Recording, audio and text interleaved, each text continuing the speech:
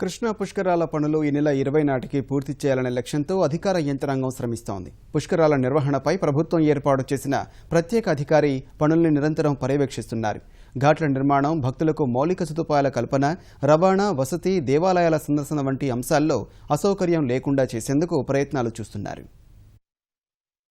కృష్ణా పుష్కరాల పనుల్ని వేగవంతం చేసేందుకు 24 గంటల కార్యాచరణను అధికార యంత్రాంగం సిద్ధం చేసుకుంది. పుష్కరాల ఆరంభానికి ఇంకా 40 రోజులు మాత్రమే సమయం ఉండటం వల్ల అంతకంటే ముందుగానే పనులు పూర్తి చేయాలని ముఖ్యమంత్రి చేసిన సూచనల మేరకు ఈ నెల 20 నాటికే పూర్తయ్యేలా సన్నాహాలు చేసుకున్నారు. పుష్కరాల నిర్వహణ కోసం ఏర్పాటు చేసిన ప్రత్యేక అధికారి రాజశేఖర్ నిరంతరం పనుల్ని పర్యవేక్షిస్తున్నారు.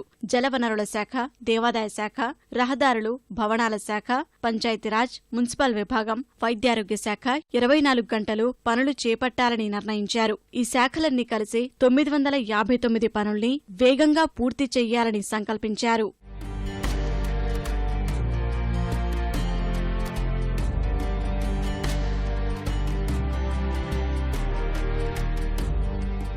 నిర్దేశిత గడువు కంటే ముందుగానే ఘాట్ల నిర్మాణంతో పాటు వచ్చే భక్తులకు మౌలిక సదుపాయాల కల్పన, రవాణా, వసతి, పుష్కరనగర్ ఏర్పాటు వంటి సౌకర్యాలను అందించేందుకు అవకాశముందని భావిస్తున్నారు. పుష్కరాలకు సుమారు 3.5 కోట్ల మంది భక్తులు వచ్చే అవకాశముందని అధికారులు అంచనా వేస్తున్నారు. విజయవాడ నగర పరిధిలో ప్రధానంగా 4 ఘాట్లతో పాటు గ్రామీణ ప్రాంతాల్లోని 69 స్నానఘట్టాలను శరవేగంగా నిర్మిస్తున్నారు. ప్రస్తుతం నగర పరిధిలో పద్మావతి ఘాట్, సీతమ్మవారి పాదాలు, దుర్గాఘాట్తో పాటు పున్నమి ఘాట్లు సిద్ధం చేస్తున్నారు. శివారు ప్రాంతాల్లో పవిత్ర సంగమం ఘాట్ వద్ద ఎక్కువ మంది స్నానాలు ఆచరించేలా నిర్మిస్తున్నారు. నదికి అవతలి వైపు సీతానగరం, అమరావతి తదితర ప్రాంతాల్లోనూ భారీ స్థాయిలోనే భక్తులు పుణ్యస్నానాలు ఆచరిస్తారని అంచనా.